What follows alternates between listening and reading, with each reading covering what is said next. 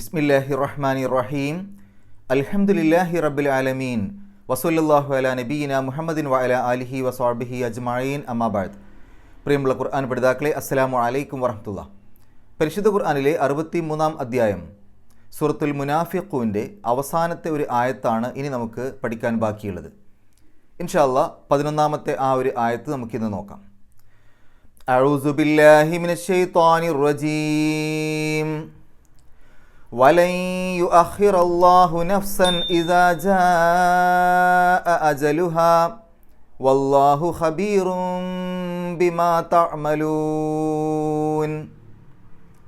കഴിഞ്ഞ ദിവസം നമ്മൾ മനസ്സിലാക്കി, തെറ്റായ രൂപത്തിൽ ജീവിച്ച ഒരു മനുഷ്യൻ മരിക്കുന്ന സമയത്ത് അവൻ അള്ളാഹുവിനോട് പറയും, അള്ളാഹുവേ, എൻ്റെ ഈ ഒരു മരണത്തെ ഒരല്പം എനിക്കൊന്ന് നീട്ടിത്തന്നുകൂടെ?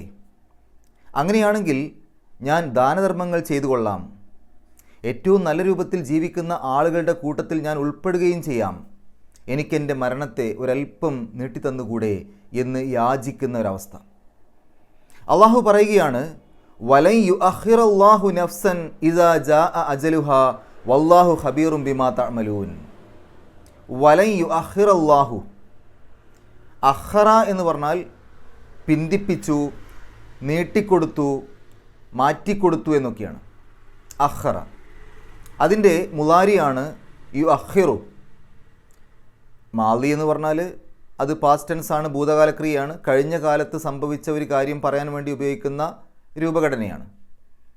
യുഅഖിറു മുളാരി എന്ന് പറയുമ്പോൾ ഇപ്പോൾ നടക്കുന്നത് അല്ലെങ്കിൽ വരാൻ പോകുന്നത്. അപ്പോൾ ഇവിടെ യുഅഖിറു എന്നുള്ളതിൻ്റെ മുമ്പിൽ ലെൻ എന്ന് വന്നപ്പോൾ യുഅഖിറ എന്നായി മാറിയതാണ്. യുഅഖിറു എന്ന് പറഞ്ഞാൽ നീട്ടിക്കൊടുക്കും അല്ലെങ്കിൽ നീട്ടിക്കൊടുക്കുന്നു, അല്ലെങ്കിൽ പിന്തിപ്പിക്കും, പിന്തിപ്പിക്കുന്നു. ലെൻ എന്ന് അതിൻ്റെ മുമ്പിൽ വരുമ്പോൾ, ഒരു മുളാരി ആയിട്ടുള്ള ക്രിയയുടെ മുമ്പിൽ ലെൻ വരുമ്പോൾ ഒരിക്കലും ഭാവിയിൽ അങ്ങനെ സംഭവിക്കുകയേയില്ല എന്നുള്ള രൂപത്തിലാണ് അർത്ഥം കിട്ടുക. അപ്പോൾ പിന്തിപ്പിക്കും എന്നുള്ളതിൻ്റെ മുമ്പിൽ ലെൻ വരുമ്പോൾ പിന്തിപ്പിക്കുകയേയില്ല, ഒരിക്കലും അത് സംഭവിക്കൂല. ലെൻ യുഅഖിറ, പിന്തിപ്പിക്കുകയേയില്ല അല്ലെങ്കിൽ നീട്ടിക്കൊടുക്കുകയേയില്ല. അതിൻ്റെ മുമ്പിൽ ഒരു വാവുണ്ട്, അത് ഇസ്തിനാഫിയുടെ വാവാണ്. അതിന് പ്രത്യേകിച്ച് അർത്ഥം കൊടുക്കണമെന്നില്ല, കാരണം ഒരേ വിഷയം പറഞ്ഞു പോരുന്ന കൂട്ടത്തിൽ വേറെ വേറെ കാര്യങ്ങൾ പറയുമ്പോൾ അതിൻ്റെ ഇടയിൽ ഉള്ള ഒരു വാവാണ് ഇസ്തിനാഫിയുടെ വാവ്. അത് ഒന്ന് വേർതിരിക്കാനുള്ള വാവ് എന്നോ അല്ലെങ്കിൽ ചേർച്ചയ്ക്കുള്ള വാവ് എന്നൊക്കെ വേണമെങ്കിൽ പറയാം. അപ്പോൾ വലൻ യുഅഖിറ, പിന്തിപ്പിക്കുകയേയില്ല അല്ലെങ്കിൽ നീട്ടിക്കൊടുക്കുകയേയില്ല. ആര്? അള്ളാഹു. അള്ളാഹു പിന്തിപ്പിക്കുകയില്ല. നഫ്സൻ, നഫ്സ് എന്നുള്ളതിന് പല അർത്ഥങ്ങളുണ്ട്. ശരീരം, ദേഹം, മനസ്സ്, ആത്മാവ് എന്നൊക്കെ ഉപയോഗിക്കാറുണ്ട് സന്ദർഭത്തിനനുസരിച്ച്. അപ്പോൾ ഇവിടെ നമുക്ക് ദേഹം എന്ന് പറയാം, അല്ലെങ്കിൽ മനുഷ്യൻ എന്ന് പറയാം, ഒരാളെന്ന് പറയാം. അപ്പോൾ നഫ്സൻ, ഒരാൾക്കും, ഒരുത്തനും, ഒരാൾക്കും, അല്ലെങ്കിൽ ഒരു നഫ്സിനും, ഒരു ദേഹത്തിനും. ഇദാ ജാഅ, ഇതുപോലെ തന്നെ നമ്മൾ ചെറിയ സൂറത്തിൻ്റെ തുടക്കത്തിൽ പഠിച്ചിട്ടുണ്ട്. ഇദാ ജാഅ നസ്റുല്ലാഹി വൽ ഫത്ത്. ജാഅ എന്ന് പറഞ്ഞാൽ വന്നു, ഇദാ എന്ന് ചേരുമ്പോൾ ആൽ എന്നൊരർത്ഥം അതിൻ്റെ കൂടെ കിട്ടും. വന്നു എന്നുള്ളതിൻ്റെ കൂടെ ആൽ എന്ന് പറയുമ്പോൾ വന്നാൽ. ഇദാ ജാഅ വന്നാൽ, ഇദാ എന്നുള്ളതിന് അങ്ങനെ ആയാൽ എന്നുള്ള അർത്ഥമാണ്. ഇദാ ജാഅ വന്നാൽ. എന്ത് വന്നാൽ? അജലു ഹാ. അജൽ എന്ന് പറഞ്ഞാൽ അവധി. അജലു ഹാ, അതിൻ്റെ അവധി. ഹാ എന്ന് പറഞ്ഞാൽ അതിൻ്റെ എന്ന് പറഞ്ഞാൽ ആ നഫ്സിൻ്റെ, ആ ഒരു ദേഹത്തിൻ്റെ, ആ ആളുടെ. വലൻ യുഅഖിറല്ലാഹു നഫ്സൻ, ഒരു നഫ്സിനും ഒരു ദേഹത്തിനും ഒരാൾക്കും അള്ളാഹു നീട്ടിക്കൊടുക്കുകയേയില്ല, പിന്തിപ്പിക്കുകയേയില്ല. ഇദാ ജാഅ അജലുഹ, അതിൻ്റെ അവധി വന്നെത്തിയാൽ. വല്ലാഹു ഖബീറും ബിമാ തഅമലൂൻ. വല്ലാഹു, അവിടെയും വാവ്, തുടക്കത്തിലുള്ള വാവ് ഇസ്തിനാഫിയുടെ വാവാണ്, അതിന് പ്രത്യേകിച്ച് അർത്ഥം കൊടുക്കണമെന്നില്ല. വല്ലാഹു, അള്ളാഹു, ഖബീറുൻ, സൂക്ഷ്മമായി അറിയുന്നവനാണ്. ഖബീർ, സൂക്ഷ്മമായി അറിയുന്നവൻ. ബിമാ തഅമലൂൻ, അമില പ്രവർത്തിച്ചു, യഅമലു അവൻ പ്രവർത്തിക്കും, അവൻ പ്രവർത്തിക്കുന്നു. തഅമലു നീ പ്രവർത്തിക്കും, നീ പ്രവർത്തിക്കുന്നു. തഅമലൂൻ നിങ്ങൾ പ്രവർത്തിക്കും, നിങ്ങൾ പ്രവർത്തിക്കുന്നു. അതിൻ്റെ മുമ്പിൽ മാ എന്നുണ്ട്. മാ എന്ന് പറഞ്ഞാൽ അതിന് അത്, യാതൊന്ന് എന്നുള്ള അർത്ഥമാണ് കൊടുക്കുക. മാ തഅമലൂൻ, നിങ്ങൾ പ്രവർത്തിക്കുന്നത്. മാ എന്ന് പറയുമ്പോൾ അത്, അപ്പോൾ മാ തഅമലൂൻ നിങ്ങൾ പ്രവർത്തിക്കുന്നത്. അതിൻ്റെയും മുമ്പിൽ ഒരു ബി ഉണ്ട്. ബി എന്നുള്ളതിന് പല അർത്ഥങ്ങളുണ്ട്. ഓട്, കൊണ്ട്, ഇൽ, അതിനെപ്പറ്റി, അതിനെക്കുറിച്ച് എന്നുള്ള അർത്ഥമൊക്കെ ഉണ്ട്. അപ്പോൾ ഇവിടെ ബിമാ തഅമലൂൻ, നിങ്ങൾ പ്രവർത്തിക്കുന്നതിനെക്കുറിച്ച് അല്ലെങ്കിൽ നിങ്ങൾ പ്രവർത്തിക്കുന്നതിനെ പറ്റി, ബി എന്നുള്ളതിനിവിടെ അതിനെപ്പറ്റി, അതിനെക്കുറിച്ച് എന്നുള്ള അർത്ഥമാണ് കൊടുക്കുന്നത്. ബിമാ തഅമലൂൻ, നിങ്ങൾ പ്രവർത്തിക്കുന്നതിനെ പറ്റി. ഒന്നിച്ചായത്തിൻ്റെ അർത്ഥം പറയുമ്പോൾ വലൻ യുഅഖിറല്ലാഹു നഫ്സൻ ഇദാ ജാഅ അജലുഹാ വല്ലാഹു ഖബീറും ബിമാ തഅമലൂൻ. ഓരോ നഫ്സിൻ്റെയും അവധി എത്തിക്കഴിഞ്ഞാൽ പിന്നെ അള്ളാഹു യാതൊരു കാരണവശാലും അവന് നീട്ടിക്കൊടുക്കുകയില്ല, അവൻ്റെ മരണത്തെ പിന്തിപ്പിക്കുകയില്ല, അവൻ്റെ നഫ്സിനെ പിടിക്കുന്നത് പിന്തിപ്പിക്കുകയില്ല. വല്ലാഹു ഖബീറും ബിമാ തഅമലൂൻ, നിങ്ങൾ പ്രവർത്തിക്കുന്നതിനെ പറ്റി അള്ളാഹു സൂക്ഷ്മമായി അറിയുന്നവനാകുന്നു. ഇനി നമുക്ക് ഈ ഒരു ആയത്തിൻ്റെ വിശദീകരണത്തിലേക്ക് പോകാം. ഇവിടെ അള്ളാഹു കൃത്യമായിട്ട് പറയുകയാണ്, ഒരു മനുഷ്യൻ്റെ, തെറ്റായ രൂപത്തിൽ ജീവിച്ച ഒരു മനുഷ്യൻ്റെ അന്ത്യനിമിഷം എങ്ങനെയായിരിക്കും. തൊട്ട് മുമ്പത്തെ ആയത്തിൽ പറഞ്ഞതിൻ്റെ നേരെ ബാക്കിയാണിത്. തൊട്ട് മുമ്പത്തെ ആയത്തിൽ പറഞ്ഞു, അങ്ങനെ മോശമായ രൂപത്തിലൊക്കെ ജീവിച്ച ഒരാൾക്ക് ആ അവസാനത്തെ സമയത്ത്, മരിക്കുക എന്നുള്ളതിൻ്റെ ആ അവസാനത്തെ സമയത്ത് അവൻ പറയും, അള്ളാഹുവേ, എനിക്കൊരല്പം എൻ്റെ ഈ ഒരു ആയുസ്സിനെ ഒന്ന് നീട്ടിത്തന്നുകൂടെ, ഈ മരണത്തെ ഒന്ന് മാറ്റിവെച്ച് തന്നുകൂടെ, എനിക്കൊരല്പം കൂടെ ജീവിക്കാനുള്ള അവസരം തന്നുകൂടെ എന്നവൻ കേണപേക്ഷിക്കും. അത് തെറ്റായ രൂപത്തിൽ ജീവിക്കുന്ന മനുഷ്യൻ ആ രൂപത്തിൽ പറഞ്ഞു പോകും, അങ്ങനെയാണെങ്കിൽ ഞാൻ നല്ല രൂപത്തിൽ ജീവിച്ചു കൊള്ളാം.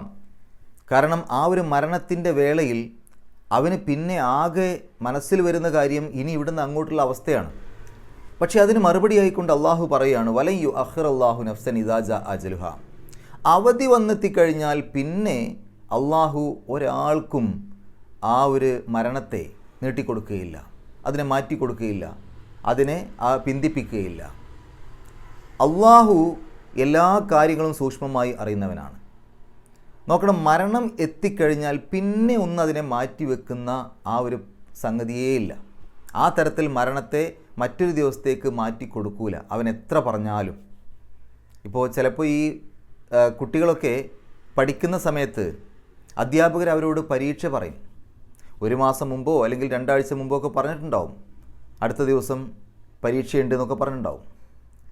അങ്ങനെ പരീക്ഷയുടെ അന്ന് പല കുട്ടികളും വന്നിട്ട് അധ്യാപകരോട് പറയും, ഞങ്ങളുടെ ഇന്നത്തെ ഈ പരീക്ഷ ഒന്ന് മാറ്റിത്തരുമോ, ഞങ്ങൾ നന്നായിട്ട് പഠിച്ചിട്ട് എഴുതും, ഇന്നേക്ക് ഞങ്ങളൊന്നും പഠിച്ചിട്ടില്ല. ഇത് ഇങ്ങനെ ചില കുട്ടികൾ ഇതൊരു സ്ഥിരം പരിപാടിയാണ്. അവരിപ്പോൾ എത്ര മാറ്റി കൊടുത്താലും അന്നേക്കും പഠിക്കൂല. പക്ഷെ അത് പറയും അധ്യാപകരുടെ അടുത്ത് വന്നിട്ട്, ഇന്ന് ഈ പരീക്ഷ ഒന്ന് മാറ്റിത്തരുമോ. അപ്പോൾ അവരെ കൃത്യമായിട്ട് അറിയുന്നത് കൊണ്ട് തന്നെ അധ്യാപകരത് മാറ്റിക്കൊടുക്കില്ല, മാറ്റിക്കൊടുത്തിട്ട് കാര്യമില്ല.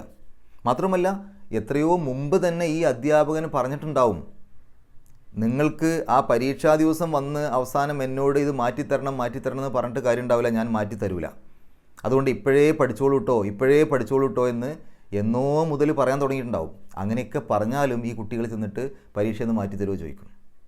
ഇതാണ് മനുഷ്യൻ്റെയും അവസ്ഥ. അള്ളാഹു മുൻകൂട്ടി നമ്മളോട് പറയാണ്, മരണം എത്തിക്കഴിഞ്ഞാൽ തെറ്റായ രൂപത്തിൽ ജീവിക്കുന്ന ആളുകൾ അള്ളാഹുവിനോട് പറയും, എൻ്റെ ഈ ഒരു മരണത്തെ ഒന്ന് മാറ്റി തന്നുകൂടെ, ഒന്ന് പിന്തിപ്പിച്ചുകൂടെ. പക്ഷേ അള്ളാഹു പറയുന്നത് എന്താണ്, അങ്ങനെ നിങ്ങൾ ആ സമയത്ത് പറയാൻ നിൽക്കണ്ട, ഇപ്പോഴേ നല്ല രൂപത്തിൽ ജീവിച്ചോ. എന്തിനാണ് ആ സമയത്തേക്ക് മാറ്റിവെക്കാൻ നിൽക്കുന്നത്? ഇപ്പോഴേ നല്ല രൂപത്തിൽ ജീവിച്ചാൽ മതിയല്ലോ. അതുകൊണ്ട് ഈ ആയത്തുകൾ കേട്ടിട്ടെങ്കിലും മനുഷ്യന്മാർ ഇപ്പം മുതൽ നല്ല രൂപത്തിൽ ജീവിക്കണ്ടേ. പക്ഷെ അങ്ങനെ ജീവിക്കുന്നില്ല. എന്നാൽ ഇതൊക്കെ, ഈ ആയത്തൊക്കെ പഠിച്ച ആളുകളും അല്ലെങ്കിൽ ഈ ആയത്ത് കേട്ട ആളുകളും അല്ലെങ്കിൽ ഇതിൻ്റെ ആശയം മനസ്സിലാക്കിയ ആളുകളുമൊക്കെ തെറ്റായ രൂപത്തിൽ ജീവിക്കുന്നവരാണെങ്കിൽ അവർ അള്ളാഹുവിനോട് ആ സമയത്ത് പറയണം, ഒരല്പസമയം നീട്ടി തന്നുകൂടെ. അള്ളാഹു പറയാം, ഒരിക്കലുമില്ല. മരണം എന്നുള്ളതിൻ്റെ ഒരു അവധിയുണ്ട്, അള്ളാഹു നിശ്ചയിച്ച ഒരു സമയമുണ്ട്. ആ സമയത്ത് അത് നടക്കും.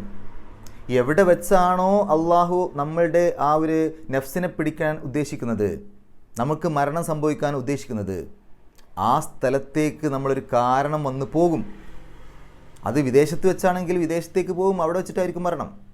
വിദേശത്ത് സ്ഥിരമായി ജോലി ചെയ്യുന്ന ഒരാളുടെ മരണം അള്ളാഹു നിശ്ചയിച്ചിരിക്കുന്നത് നാട്ടിൽ വെച്ചിട്ടാണെങ്കിൽ ആ സമയത്തേക്ക് നാട്ടിലെത്തും. അങ്ങനെ ഒരു നഫ്സിന്, ഒരു മനുഷ്യന് അള്ളാഹു ഒരു അവധി നിശ്ചയിച്ചിട്ടുണ്ട്. ആ അവധി എത്തിക്കഴിഞ്ഞാൽ പിന്നെ അവനെ പിന്തിപ്പിക്കുകയില്ല, പിന്നെ അവന് ആയുസ് നീട്ടിക്കൊടുക്കുന്നതല്ല. അപ്പോൾ നമ്മൾ മനസ്സിലാക്കേണ്ട പ്രധാനപ്പെട്ട ഒരു കാര്യം, നമുക്കെല്ലാവർക്കും ഒരു ഡേറ്റ് ഓഫ് ബർത്ത് ഉണ്ട്. ജനനത്തീയതിയുണ്ട്. ഈ ഡേറ്റ് ഓഫ് ബർത്തിൻ്റെ കൂടെ തന്നെ നമുക്കെല്ലാവർക്കും ഒരു ഡേറ്റ് ഓഫ് ഡെത്തും ഉണ്ട്, മരണത്തീയതിയുണ്ട്. ജനനത്തീയതി എല്ലാവർക്കും നല്ല ഓർമ്മ ഉണ്ടാവും, പക്ഷെ ആരും മരണത്തീയതിയെക്കുറിച്ച് ഓർക്കുന്നില്ല. അള്ളാഹു പറയുന്നത് നിങ്ങൾക്കെല്ലാവർക്കും കൃത്യമായൊരു അവധിയുണ്ട്, ഒരു മരണത്തീയതിയുണ്ട്. ആ മരണത്തീയതിയെ നിങ്ങൾ നല്ലോണം ശ്രദ്ധിക്കണം.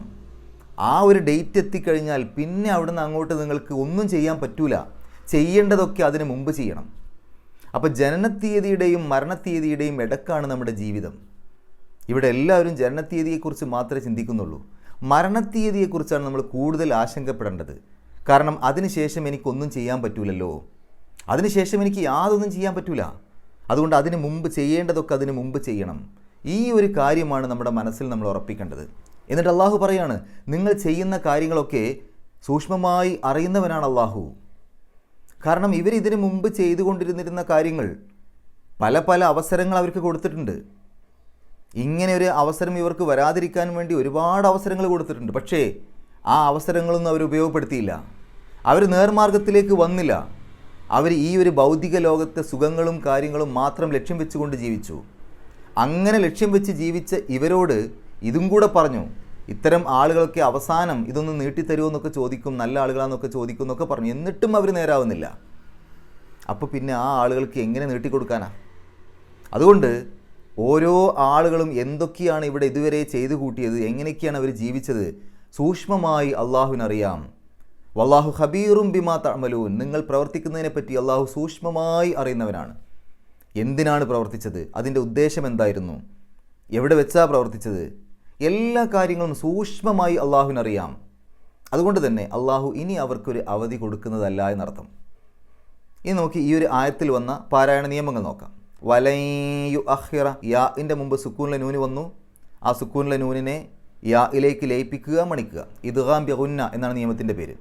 അപ്പോൾ വലൻ എന്ന് പറയില്ല, വലയു അഹിറ, വലയു അഹിറ. ആ നൂന് അവിടെ ഇല്ല, നൂനിനെ യായിലേക്ക് ലയിപ്പിച്ചു. അപ്പോൾ യാ കുറച്ച് സമയം ഇങ്ങനെ മണിച്ച് പറയണം. വലയു അഹിറ, യു അഹിറ അല്ലാഹു നഫ്സൻ. അവിടെ തൻവീന് കാണാം.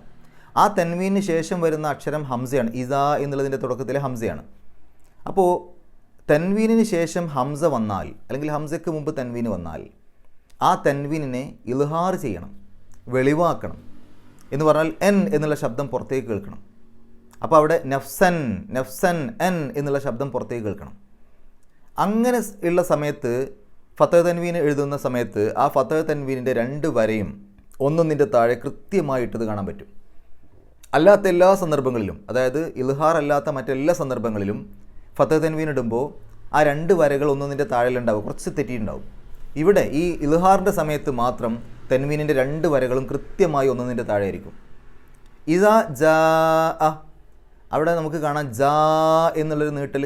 അതിനുശേഷം വരുന്ന അക്ഷരേത അ, ഹംസയാണ്, ജാ അ.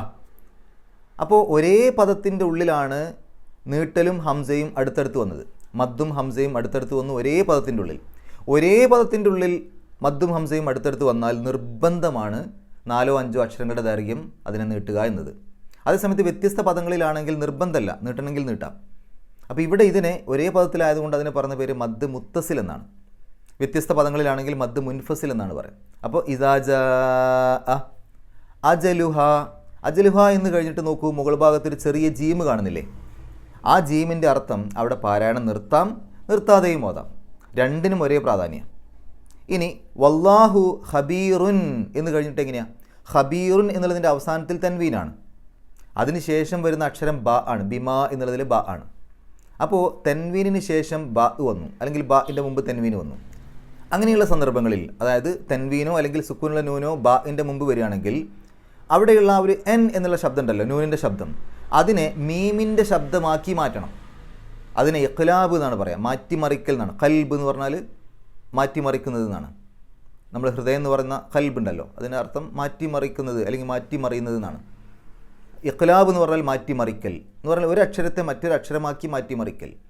അപ്പോൾ ഇവിടെ എൻ എന്നുള്ള ശബ്ദത്തിന് പകരം എം എന്നുള്ള മീമിലേക്കാണ് നമ്മൾ ഉച്ചാരണം കൊണ്ടുപോകേണ്ടത്.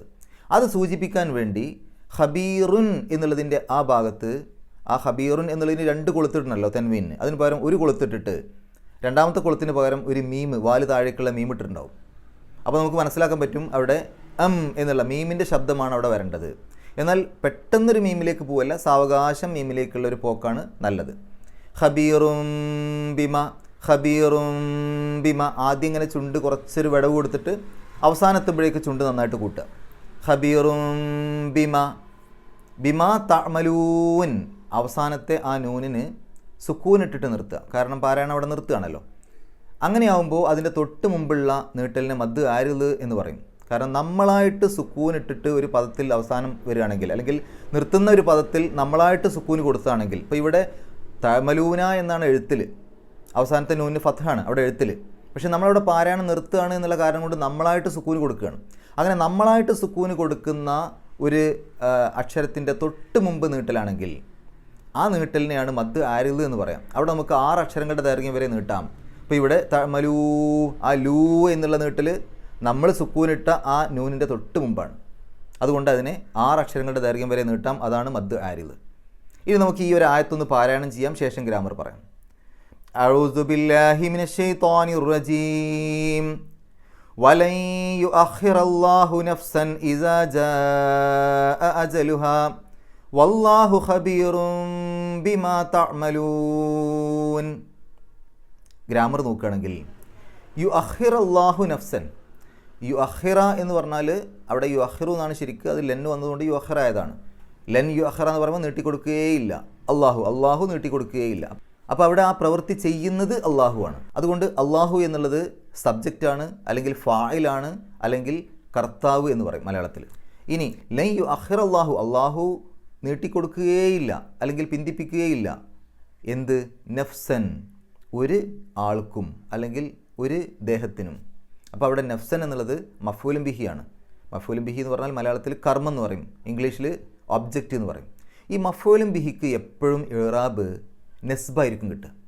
നെസ്ബ് സാധാരണഗതിയിൽ ഫത്ത് കൊണ്ടോ ഫത്ത് തൻവീൻ കൊണ്ടാണ് സൂചിപ്പിക്കുക. അപ്പോൾ ഇവിടെ കണ്ടില്ലേ നഫ്സൻ എന്നാണ്, ഫത്ത് തൻവീനാണ്. അത് മഫ്ഊലും ബിഹി ആയതുകൊണ്ടാണ് നഫ്സുൻ എന്നെഴുതാതെ നഫ്സൻ എന്നെഴുതാൻ കാരണം.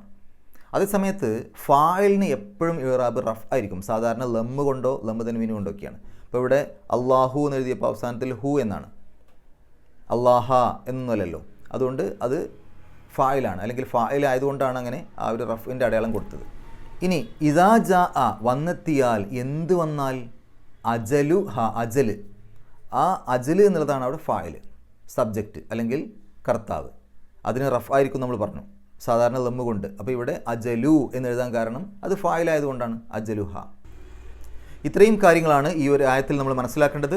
അള്ളാഹു പരിശുദ്ധ ഖുർആൻ ഏറ്റവും നല്ല രൂപത്തിൽ പഠിക്കുവാനും അത് ജീവിതത്തിൽ പകർത്തുവാനും കഴിവിൻ്റെ പരമാവധി മറ്റുള്ള ആളുകൾക്ക് എത്തിച്ചു കൊടുക്കുവാനുമുള്ള സന്മനസ്സും തൗഫീക്കും സൗഭാഗ്യവും നമുക്ക് ഏവർക്കും പ്രദാനം ചെയ്യുമാറാകട്ടെ. വാഹൃദവാൻ അൽഹംദുലില്ലാഹി റബ്ബിൽ ആലമീൻ. അസ്സലാമു അലൈക്കും വറഹ്മത്തുള്ളാഹി.